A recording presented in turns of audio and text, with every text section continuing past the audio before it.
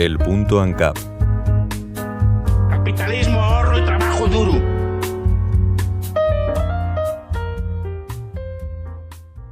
En la España de Sánchez, el Tribunal Constitucional, bajo la presidencia de Cándido Conde Pumpido, ha usurpado al Tribunal Supremo sus exclusivas funciones con el objetivo de garantizar que ninguna resolución judicial pueda perturbar la permanencia de los socialistas en Moncloa.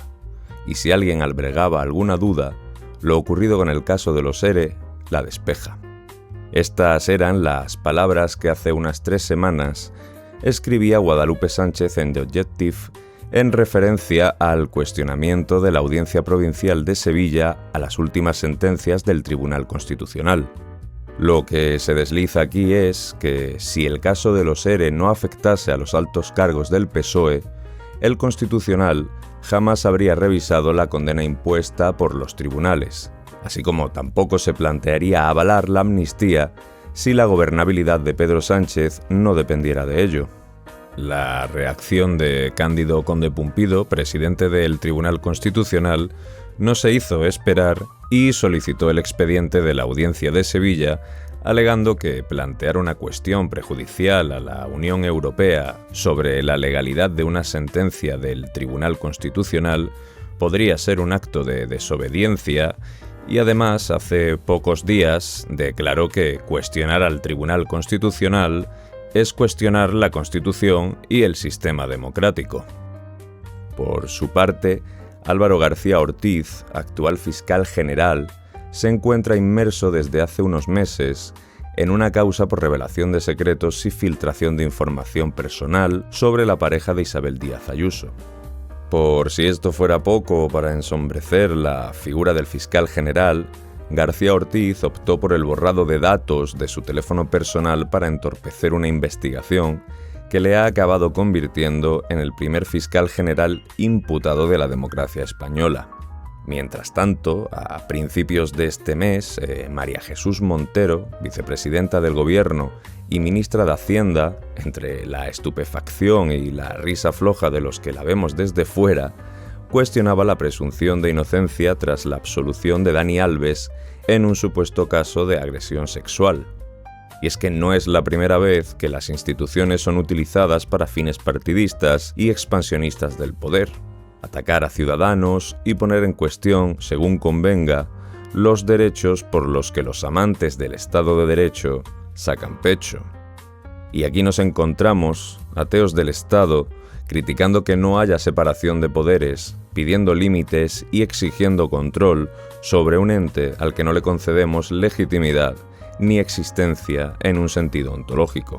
Y precisamente hablamos hoy de esto en un nuevo intento por hacer entender que ante la presente y aparente inevitabilidad del Estado, lo menos que podemos pedir es que existan procesos e instituciones más o menos garantistas ante la maquinaria burocrática y su insaciable apetito de expansión. Pero claro, si hay estados de por medio, podemos esperar lo peor.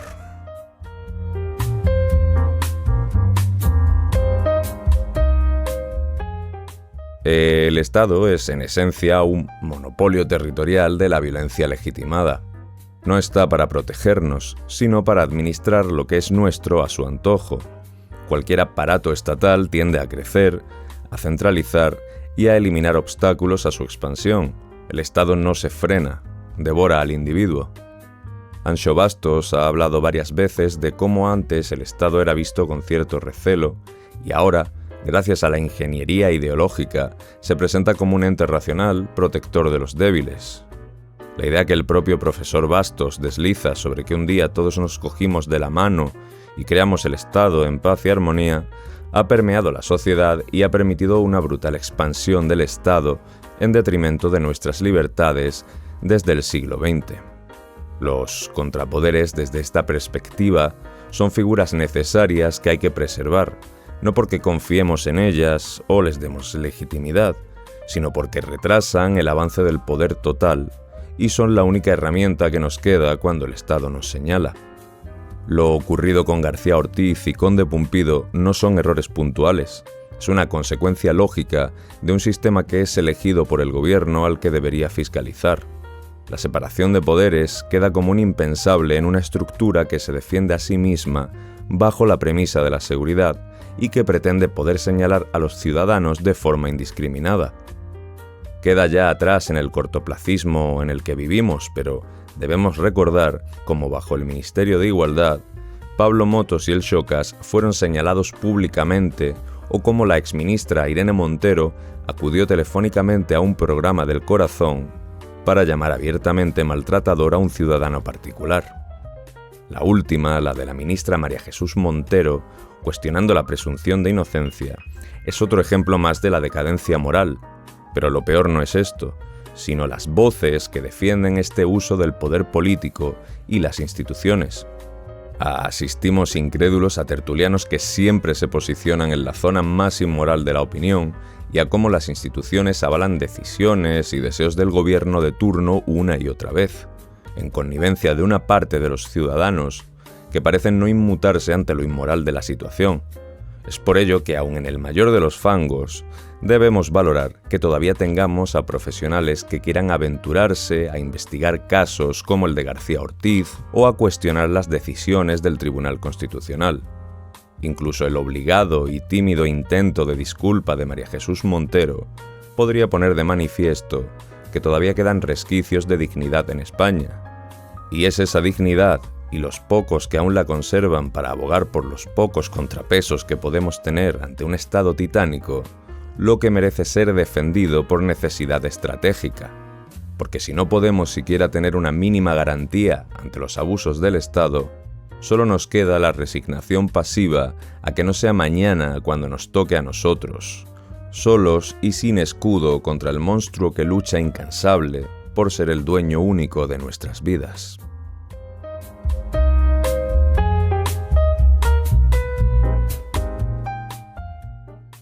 Lo que hay que entender es que esto no es producto de una anomalía del sistema.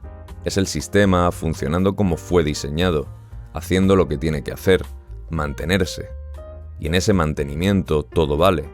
Filtraciones oportunas, fiscales serviles o tribunales reinterpretando leyes como si fueran artículos de opinión. Nada es accidental. Es estructural y por eso los contrapoderes son incómodos. Porque aunque no impiden que el Estado actúe, sí que pueden entorpecer su acción. Por eso el poder y los políticos de turno los quieren absorber, neutralizar o desprestigiar. Porque el Estado, ante un camino sin obstáculos, no tiene que justificarse, aunque sea para disimular, pues ya lo habría ganado todo. Lo vemos continuamente con el Consejo General del Poder Judicial, que año tras año es bloqueado por los partidos que se lo quieren repartir. Porque los gobiernos no quieren independencia, quieren lealtad. Los mismos que redactan las leyes de las que luego pretenden beneficiarse o usar contra la población, son los que colocan a quienes deben interpretarlas.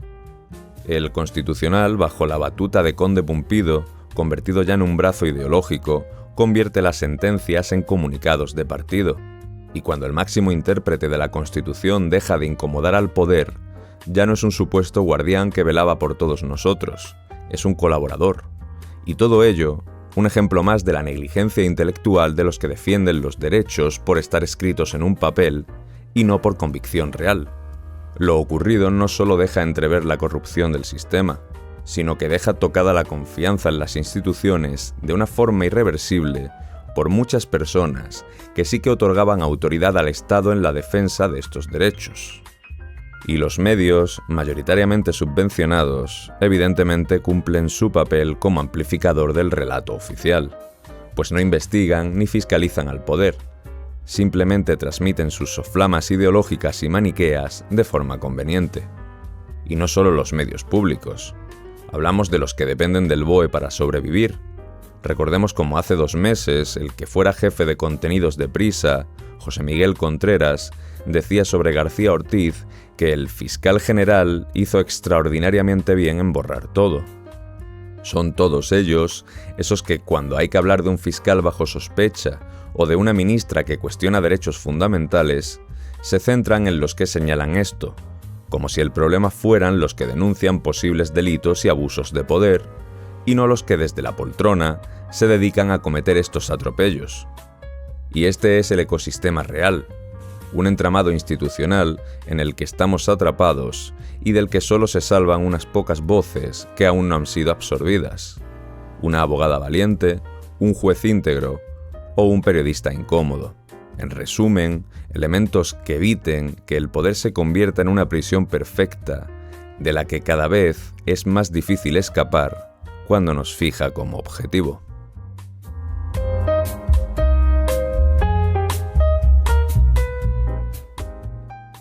Los libertarios, o al menos los de verdad, no defendemos al Estado. Como mínimo aspiramos a reducirlo o, en su defecto, a partirlo en 1000 pedazos que no le permitan ser consistente en la toma de poder. También sabemos que hasta que llegue su hipotético final, tenemos que sobrevivir dentro de él, y para ello necesitamos trincheras, disidencia dentro de su propio aparato, y no para legitimarlo, sino para contenerlo. Si dejamos que el poder sea absoluto, ya no importará qué derechos estén escritos, qué constituciones estén firmadas o qué leyes se presuman justas, porque el poder sin frenos se convierte en arbitrariedad, y la arbitrariedad, sujeta a intereses de terceros que nos coaccionan, es la negación misma de la libertad.